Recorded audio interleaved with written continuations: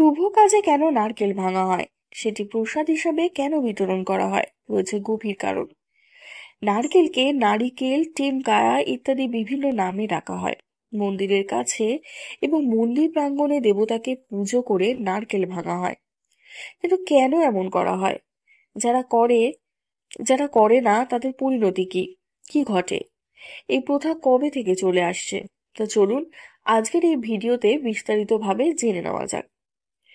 হিন্দু ধর্মে নারকেল হলো একমাত্র ফল বা বাদাম যা ব্রহ্মা, বিষ্ণু এবং মহেশ্বর নামক ত্রিমূর্তিকে বোঝাতে ব্যবহৃত হয়।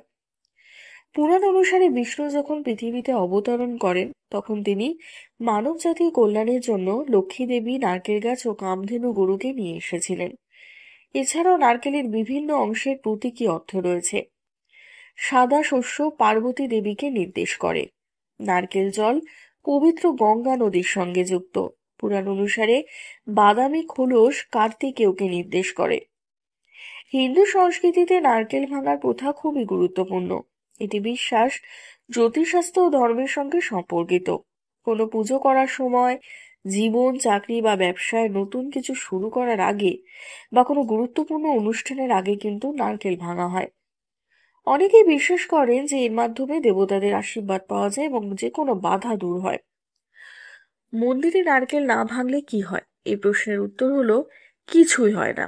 তবে আধ্যাত্মিক দৃষ্টিকোণ থেকে দেখলে নারকেল ভাঙা একটি ঐতিহ্য, তবে এটি বাধ্যতামূলক নয়।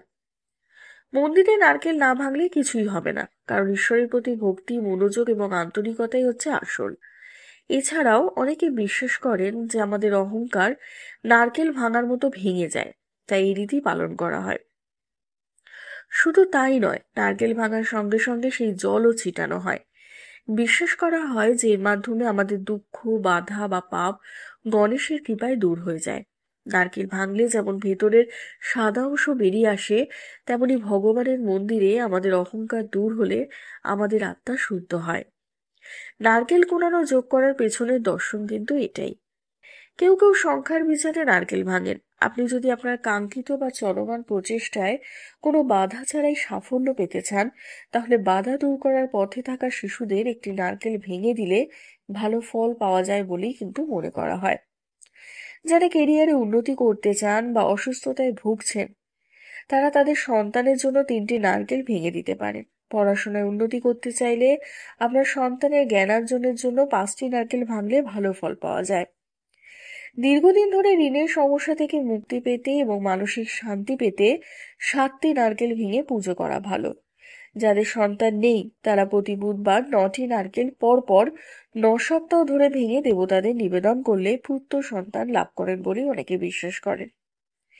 এভাবে প্রত্যেকের নিজস্ব বিশ্বাস থাকার কারণে আচার অনুযায়ী নারকেল ভাঙার রীতি চলে আসছে। প্রসাদের বিষয়ে বলতে গেলে অনেক মন্দিরেই প্রসাদ বিতরণ করা হয়। দেবতার সামনে রাখা জিনিসগুলি আমি আপনার উপস্থিতিতে অনেকের কাছে এই জিনিসটি দিচ্ছি, এই অর্থেই কিন্তু দেওয়া হয়। অর্থাৎ ঈশ্বর যা দেখেছেন তা অনেকের মধ্যে বিতরণ করাই প্রসাদের মূল উদ্দেশ্য। এমনটা করলে ঈশ্বর নৈবেদ্য গ্রহণ করে আশীর্বাদ করেন। এই বিশ্বাসে এই প্রথা যুগ যুগ ধরে চলে আসছে। তাহলে বন্ধুরা, আজকের ভিডিওটি কেমন লাগলো অতি অবশ্যই কমেন্টের মাধ্যমে জানাবেন এবং লাইক করে দেবেন এবং শেয়ার করে দেবেন। চ্যানেল সাবস্ক্রাইব করতে কিন্তু একদমই ভুলবেন না। ধন্যবাদ।